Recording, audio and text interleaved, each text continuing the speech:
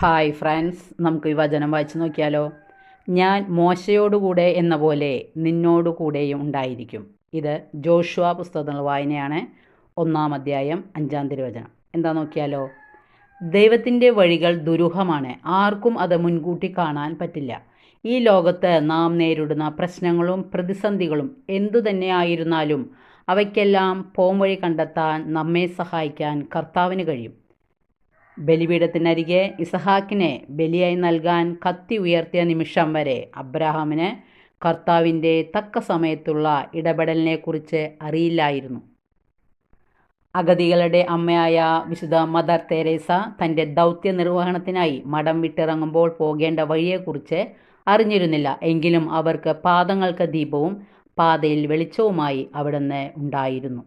കർത്താവ് കൂടെയുണ്ടെന്ന വിശ്വാസത്തിൽ നല്ല കാര്യങ്ങൾ ചെയ്ത് ജീവിക്കുക. Okay, thank you, by.